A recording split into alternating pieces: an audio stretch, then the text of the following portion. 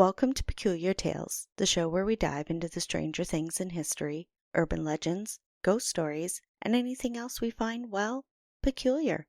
I'm Kristy. And I'm Dawn. The world is full of places that demand we pay attention. Curiosity gets the better of us, and we watch and listen.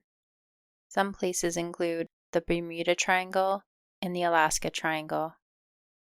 But what if we said there was a place in New England that has its own area that is full of mystery? A place that's been told in one way or another for over 8 decades. Would you believe us? Southern Vermont has history with the Revolutionary War and its covered bridges. It is a mountainous region that has world-class ski resorts and a famous 272-mile hiking trail that runs the full length of Vermont. There are waterways, designer outlets, and inspiring art communities. Southern Vermont, by most accounts, paints a picture of a place one might want to vacation at or even live. However, if we would go back in time about 80 years, southern Vermont was a place of mystery and confusion. The towns of Bennington, Woodford, Shaftesbury, and Somerset were all a part of a string of strange disappearances from 1945 to 1950. Join Kristy and I while we uncover stories of the Bennington Triangle. The area already carried a sense of unease. Many people describe feeling a strange dread there. The Glastonbury Mountain looms over the Green Mountain National Forest, like an eerie watcher. It carried an atmosphere that left room for the unimaginable. Native American legends even warned that the land was cursed. The first to disappear was Mitty Rivers. The best we can tell, he was born in 1871. He eventually became married to a lady named Annie, and they moved to Vermont in the 1920s and made a home in the area. Sadly, Annie died in 1936, and Mitty decided to stay on in the area. By now, Mitty was in his 60s and known to locals as an expert outdoorsman. Mitty had much experience in hunting, fishing, and hiking, which made him a trustworthy and dependable person for people who needed a guide on the trails. Mitty was known to carry a rifle on the excursions he went on. He knew the trails well, which makes this all the more puzzling. Fast forward to November 12, 1945. Mitty was leading a hunting trip that was close to Bickford Hollow and the Long Trail. They were located on the slopes of the Glastonbury Mountain. In this group, there was a lot of hunters, and one of them was his son-in-law. While on their way back, Mitty was walking ahead of the group, and this is something he did have a habit of doing. While Mitty was walking ahead, he turned to the group and explained that he'll only go ahead a small distance and then meet up with them. Well, Mitty turned the corner and was never seen again, not by the group or anyone else ever. When the hunters in the group could not find Mitty, they started to look around the area. They were confused as to what happened to him because he really wasn't that far ahead of them. The hunters searched but found nothing. Hundreds of volunteers, the Vermont State Guard, and even soldiers from Fort Devens, which was in Massachusetts, was a part of the search for the elderly 74-year-old outdoorsman. However, no trace of him was found. Some information differs as to what happened next, but from what we can tell, the most popular and common is that a rifle cartridge was found. Others say nothing was found. However, at no point was there any signs that there was some kind of animal attack, or a struggle, or an accident for that matter. There was no blood, no clothing, just the cartridge. In the spring of 1946, there was a hiker walking through a trail close by where Mitty went missing. The hiker found a handkerchief that was believed to belong to Mitty. by most accounts, his body was never found. The second to disappear was Paula Jean Weldon. She was born in 1928 and was the oldest of 4 children. Paula has been described as well-liked and friendly. She was smart and had adventure in her spirit. Paula was also artistic and focused on being a good student. Paula's future looked great with so much ahead of her. And like we mentioned, she was in school still attending Bennington College as a sophomore. Paula was studying art while working a part-time job in the dining hall on campus. Later descriptions of Paula also included that she enjoyed spending time hiking and going on nature walks, cycling, swimming, dancing, and to no surprise, loved to sketch and do watercolor paintings. This young lady was well-rounded with a healthy outlook on life. And as we said earlier, Paula had adventure in her, and people had said that she had recently become interested in the famous Long Trail, which was close to the campus. In late November, Paula was excited to go on the famous Long Trail. She had heard of the trail and until now had not had a chance to try it for herself.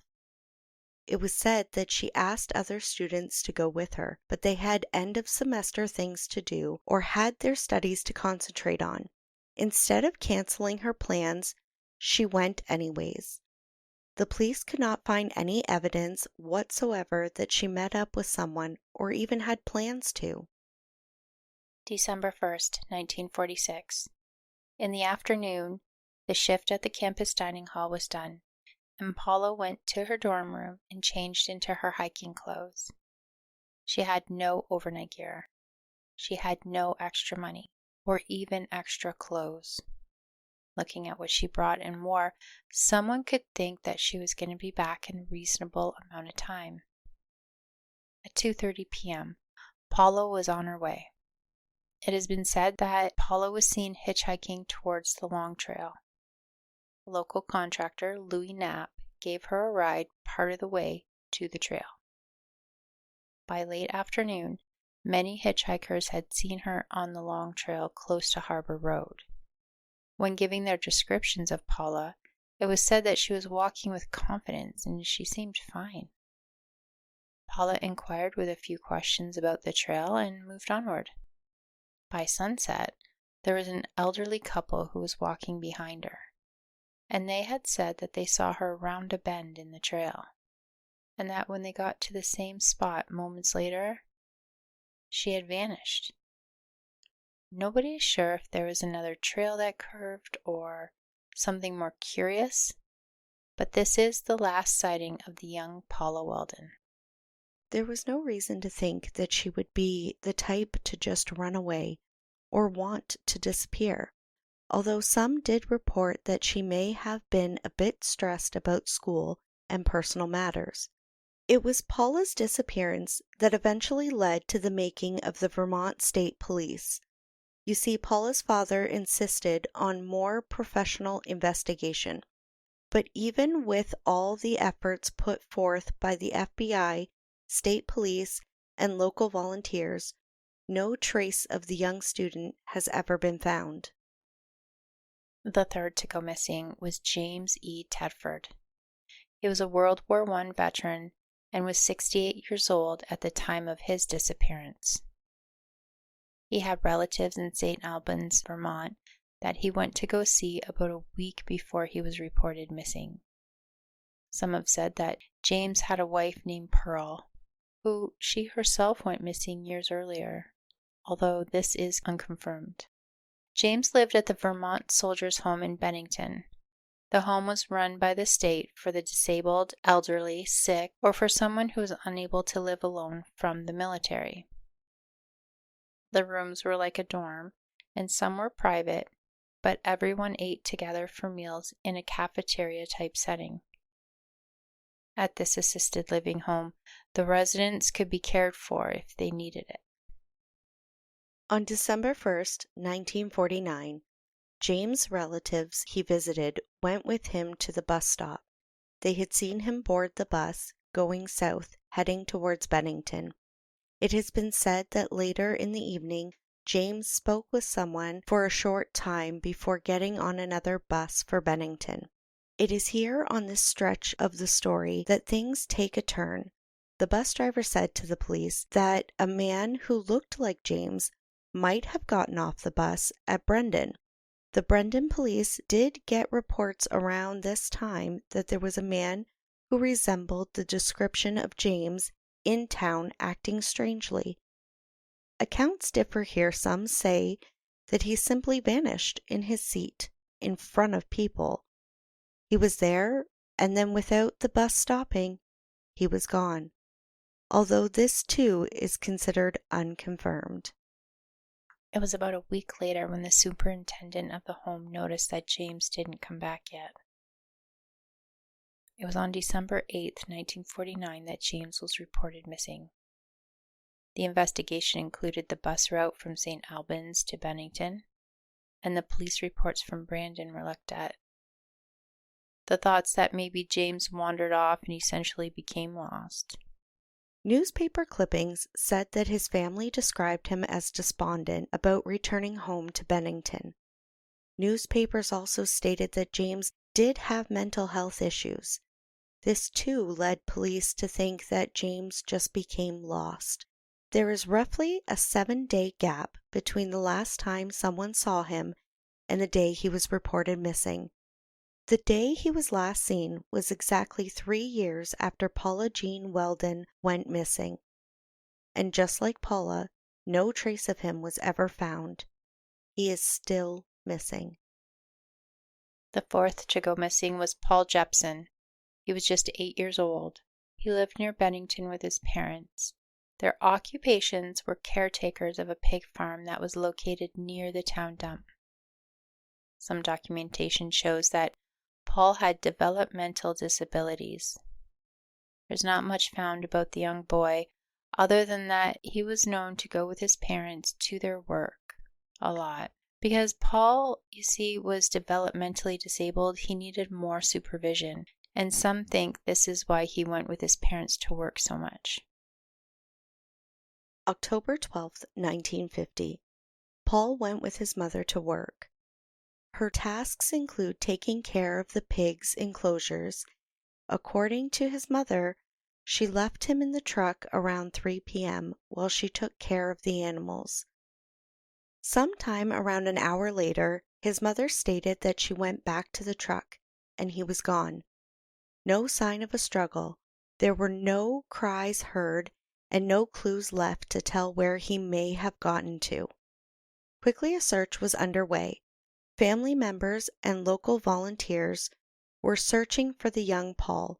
The police and the volunteers searched the dump, nearby wooded areas, trails, and roadways near Bennington. There were bloodhounds as well, and they had a scent that led away from the dump. The trail led the dogs along a road, and it just stopped at an intersection. This led to a few possibilities. Paul simply wandered off and got lost. Maybe he got into a car. That maybe the rain washed away the scent. The following days, there were hundreds of people looking for Paul. The state police searched the forested areas. The area he was in was investigated. Sadly, though, there has been no trace of the boy to this day. The fifth and final disappearance was Frida Langer. She was 53 years old at the time of her disappearance. Frida was married to Max, and they lived in North Adams, Massachusetts. Frida and her family loved to go to their family cabin that was located near Somerset Reservoir, and like Mitty, Frida had experience as an outdoor woman. She was familiar with the area due to visiting when she was hiking and hunting, and because of these things, she was very much comfortable in the terrain of the wildness. October 28th, 1950. A group of 3 people, Frida, her husband Max, and her cousin Herbert Elsner, left North Adams to the family cabin for some hunting. By early afternoon, documentation shows that Frida and Herbert left the cabin to hunt pheasants and to go for a hike. Max stayed at the cabin. He was unable to join them. Sometime around 1 in the afternoon, Frida slipped and fell into a stream. Her clothing then became drenched and wanted to go to the cabin to change into dry clothes. Herbert said that she told him she was going to be taking a shortcut back to the cabin to change and meet back up later. Herbert reported he watched her walk away towards the cabin. This was the last confirmed time someone saw Frida alive.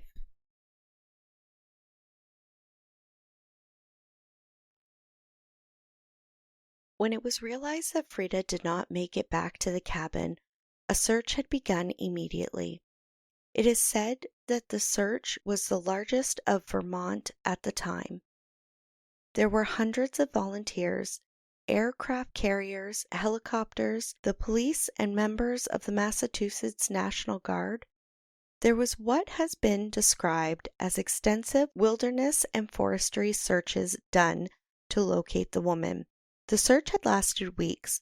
Nothing was found, though. Not any clothing, no equipment, no clear trail as to where she went or was. Frida's medical history shows that she suffered from seizures. Max, her husband, later would tell people perhaps falling in the cold water triggered a seizure, in turn causing her to become disoriented. This was a considered theory by police.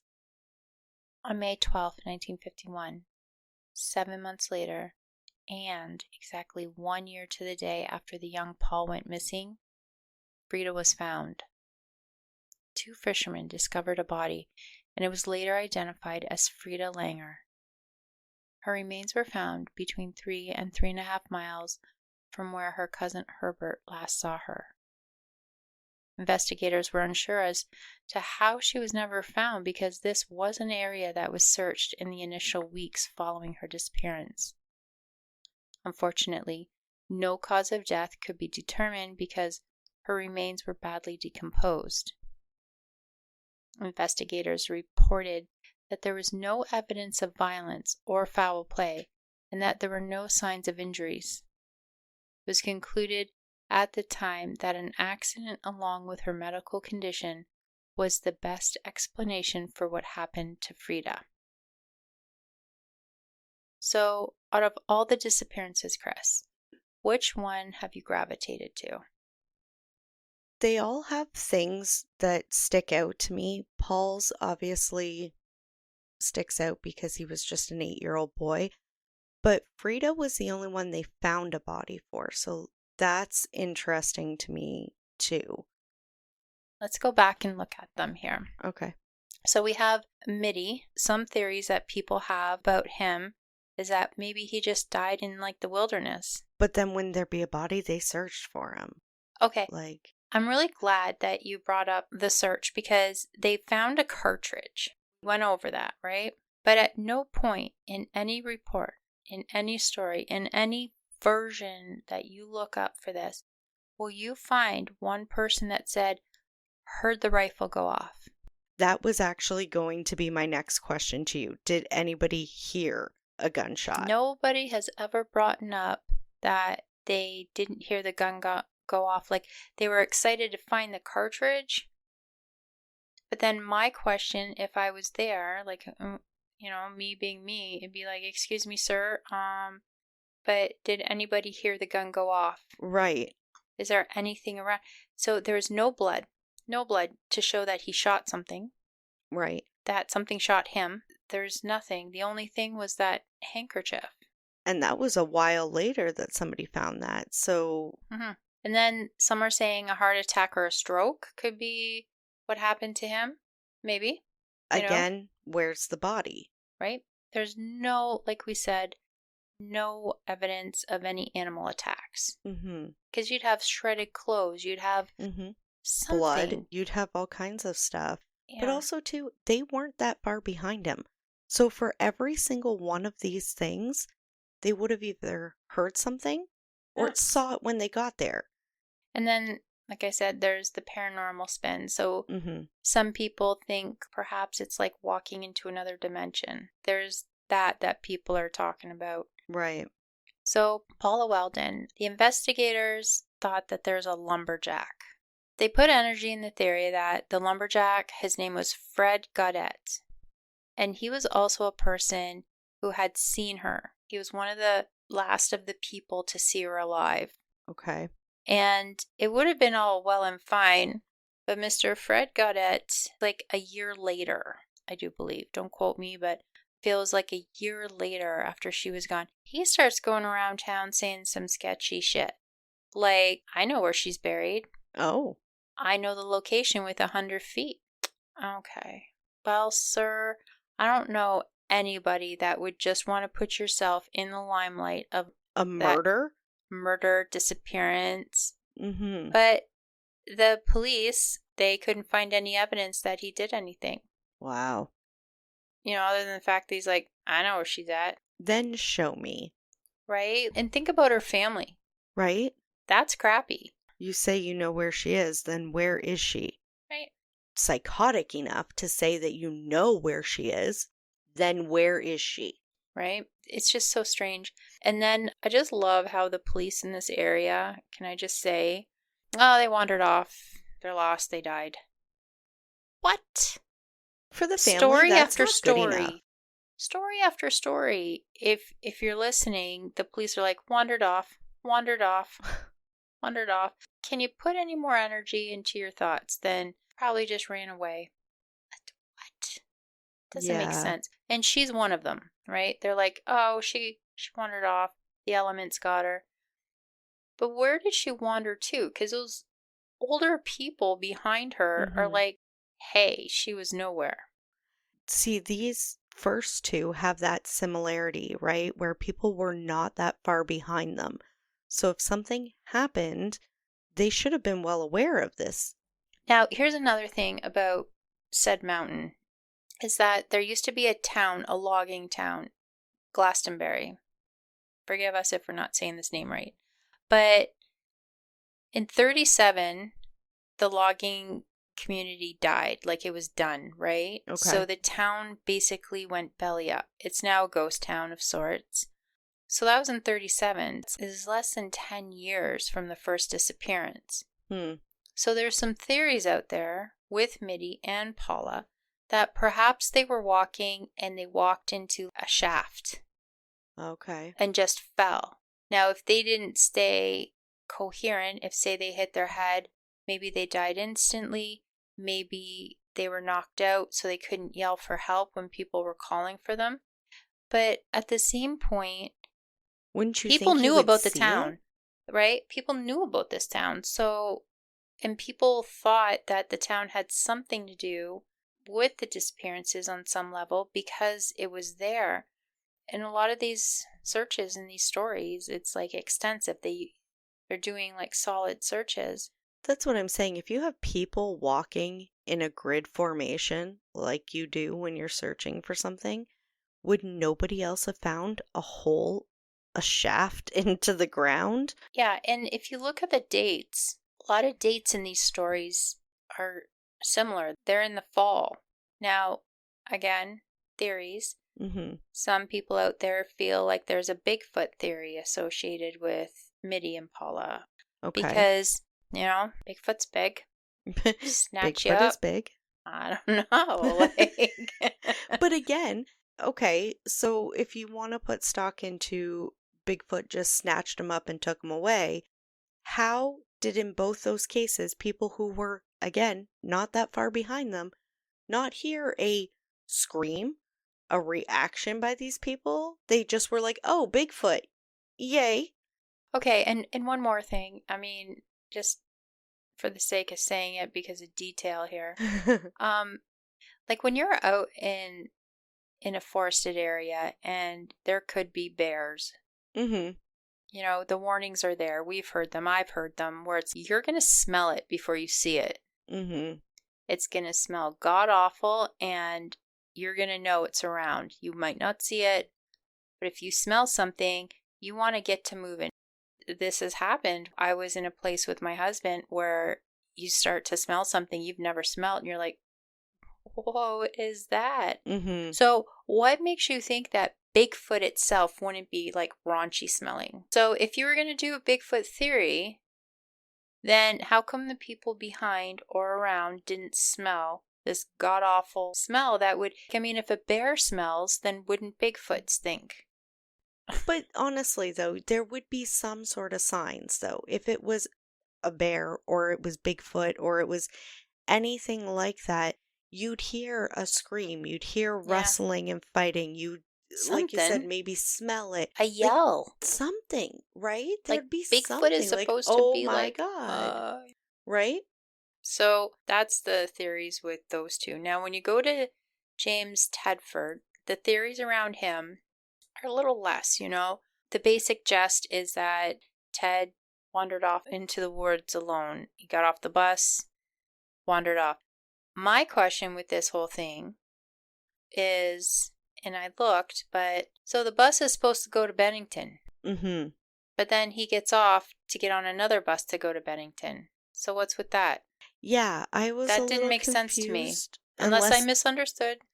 Unless it is one of those transfer routes where you're going to Bennington, so you have to take this bus to here and then another bus to Bennington.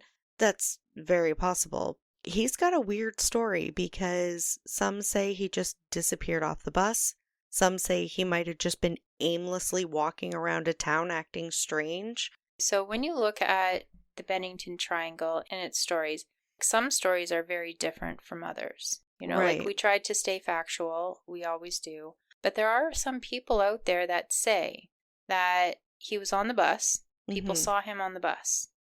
But when the bus stopped, his belongings were neatly folded perfectly on his seat and he was gone. Okay, now what if, you know how you look at something so much, or maybe you see something and then you turn and it's gone. It's like, oh, well, when did it go? He could have gotten off the bus and no one was paying attention to him. Right. Yeah. Honestly, I don't think that he was snatched up by an alien myself. You know, I feel like the whole bus would have had some kind of encounter. You hear of that. Right. It's not just one person and, you know, like odd. Likely he got off the bus, but I personally feel he got off that bus for one reason or another. They say it goes from St. Albans to Bennington. Like that was what was said. Yeah. To Bennington, not to Brandon. Right. But it could be like a transfer stop, but at no point did I find Anything that specified that. Yeah.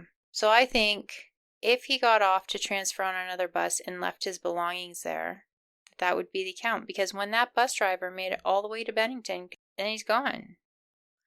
I think the thing that bothers me the most with James's story, how did it take them a week to notice he was gone? Okay, yeah. So there's that.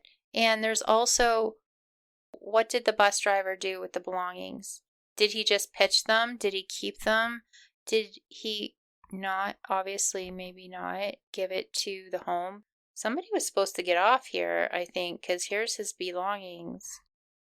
But even if he didn't know that they were supposed to go specifically there, Was he that quiet of a man in life?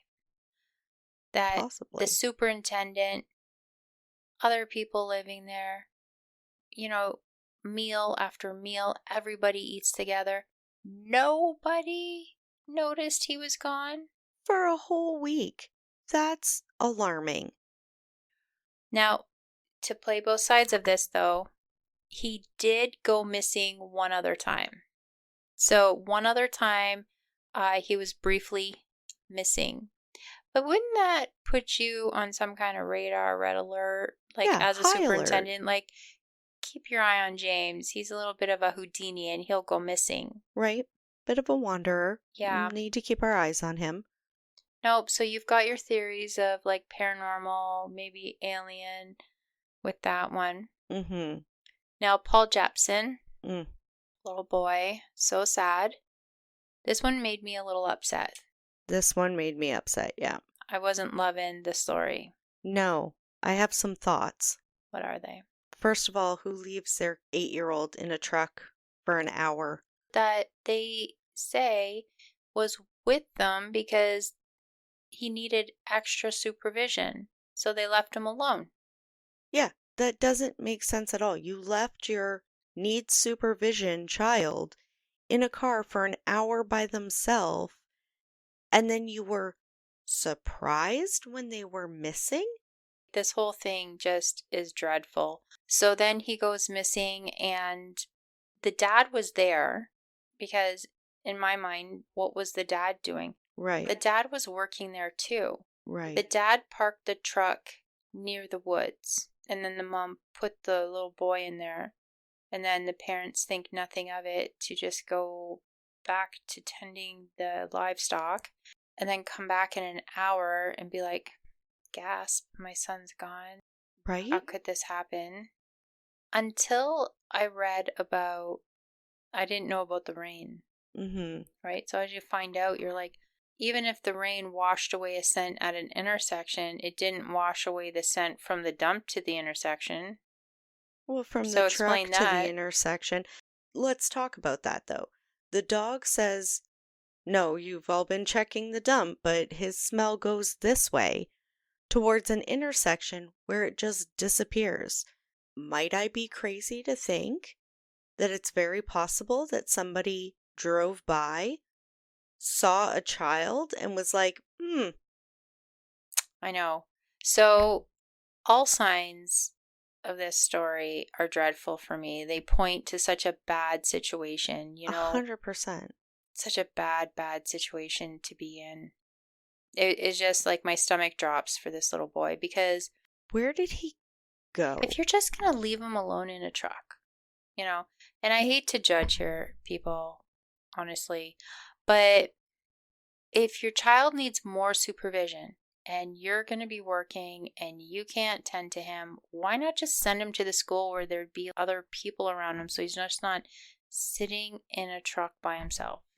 Even Let's if he be never honest. left, even if this little boy never ever disappeared, that's a terrible day. Mm-hmm. Sit in the truck by yourself. How long can you sit in a car by yourself, just sitting there, before you, as a full grown adult, are like, I need to stretch my legs and get out for a bit? Yeah. Now, back in the day, in the 40s and 50s, it was a thing where if a family member or child was in need of certain things, Mm-hmm. that they would be sent to a hospital or a home or something. Mm-hmm. And maybe the family didn't want to do that, right? Fair enough. So maybe they wanted to just keep them with them. But at the same time, this was not a safe environment to just put a little boy in a truck. No. No evidence was ever found that the family was in the wrongdoing of any kind. Mm-hmm. And I understand different time frame things were acceptable that aren't acceptable now, but I just... And, back then, 75, 80 years, Mm-hmm. oh, you just had him with you. Of course you did. Mm-hmm. Oh, you put him in the truck. Okay, you put him in the truck. Everything in a lot of these stories, the police are like, oh, okay. And they just believe him. And I find that interesting. And they followed the dog to the intersection. But did we specifically talk about what other extensive search, other than the dump, the tree line nearby, and upwards to that crossing? Like, did they do further investigation? Because if this is an 8-year-old child that just decided to start walking, they're not just going to stop at the intersection. No, I think what the general theory was that he just wandered off and got lost. In every single one of these stories, hundreds of people went out looking for these people. Community was there. Support was there. Yeah. Police forces were there. So when you can't find a human being, when you've got hundreds of people, you've got all kinds of things around you looking for said person. Yeah. It's like, where did they go? Right? It's astonishing to me. So then we have Frida Langer. Mm-hmm. Now, the theories the world has about her. So let's start off with the husband doesn't go hunting or hiking, staying at the cabin. So the wife and the cousin go off. And again, the police just take everybody's word on it. Like, oh, Max, you were at the cabin and you didn't see her? Okay. Did he ever explain why he didn't go I specifically? couldn't find anything. It doesn't mean it's not out there. Right. But what if she did make it to the cabin and something terrible happened? Right. Herbert would never have seen it. He was still doing his thing. Or what if something happened to Frida with Herbert? Right. Like there's some variable here. Right. Exactly. When you look into the story, Max has a lot of suggestions as to what could have happened. Max has a lot of, because of this, maybe that. Because of this, maybe that. Now, to be fair, though, if you're a grieving spouse, you want an answer. And if you don't have an answer, you're going to start looking for answers. This is true. This is very true. But something to me feels sketchy with Herbert and Max's stories. Like something, I don't know what it is that I'm sensing there, but yeah, I feel like someone did not tell the truth. Hmm. Yeah. What if, so let's say for a hot second there, Frida slips and falls, hits her head, Herbert panics. What am I going to do with Frida? Oh, yeah, she said she was going to walk back. You didn't see her? Yeah. Oh, no, police. I didn't do anything. This is that. It's easy to, put him as a suspect in my mind, and why he wasn't a suspect right away is really interesting. Yeah. Or Max to say, I never seen her come. Yeah. If something happened that way. And the police just take their word on it. They do a little bit, but it's easier to say, wandered off. Well, and then they said about the seizures and the disorientation. But when they did find her body, it was 3.5 miles away or something like that, we said? Yeah. She just aimlessly wandered that far? And that's pretty... in a seizure-like state? That's quite the ways to stumble around. Disoriented. Yeah. And on top of that, how was her body not found when people were searching for her? They had helicopters, they had police, they had volunteers, they had all of these people, one of the biggest searches of that time, and just couldn't find her? And then there she was? Then, the husband said, maybe she fell in the water and drowned. He kept coming up with theories. Oh, so the cold water could have shocked her when she fell in and caused a seizure. Oh, maybe she fell again and drowned. Now, what's interesting about Frida and finding the body is that they said she is so badly decomposed after 7 months, we can't come up with a cause of death. Mm-hmm. But we can tell you there was no foul play. No, now in my mind, those two, Yeah, I always find it weird when they say things like that, and I know that it's because, let's say, no foul play because there was no clear damage to the skull, or fractures of the neck, or things like that in the bones that would indicate an attack of sorts, or maybe bite marks on the bone itself, scratching into the bone. And I understand that theory, but you can't rule out foul play if the body is that badly decomposed. See, that's where I was thinking when I was reading the story, you're going through it, you're writing. How can you say, I can't give you a cause of death, but I can say it wasn't foul play? Right. That was sketchy. I don't think you can completely rule it out. You can say that it doesn't look it doesn't appear that there was foul play, but to say there was no foul play. Some people were saying then it was a spring flooding that moved her body from where she was. Well, then where was she? Right. If you can track your spring flooding, where does spring flooding start in your area? Right. And could she have been in that area, and did they investigate that? But that's where my mind goes, right? It's okay, well, if you're going to tell me spring flooding moved her corpse, then where does a flood start? How does it rise and fall? Where's the tide going? Yeah, but that's just me. And again, Some people are saying it's paranormal, but I can't wrap my head around her story being paranormal. Like, I don't know that. Yeah, I feel like that one's a bit of a stretch. I feel like there could have been something so much more, but But it what just feels like somebody wasn't telling the truth somewhere. yeah. I don't know who, but it just doesn't feel. Same with little Paul Jepson, you know? I Yeah. feel like something is missing from that too. But I think that that's kind of the natural reaction to any of the missing stories because they are missing and there is no clear-cut answer as to what happened. So it always feels like everything doesn't quite connect the way it should. We all know here at Peculiar Tales, we love a good paranormal story. Mm-hmm. We love a good alien story. So it's not like we are closed off saying, oh, paranormal, that's pretty silly. I'm not saying that. I'm saying that It doesn't make sense in these stories. I'm not feeling it. Yeah. Clearly, there's other people. These are their theories, and they make sense to them. Mm-hmm. I don't know what to make of these stories. Right? I just know that there's a lot to each story. Yeah. The world was a different place 80 years ago, but that doesn't mean that the stories go away. Maybe the truth about Bennington Triangle isn't in a government file or an ancient curse, or even a creature lurking in the woods like the big bad wolf in Little Red Riding Hood, just waiting for someone to cross its path. Maybe it's more unsettling than that actual people can vanish without a trace.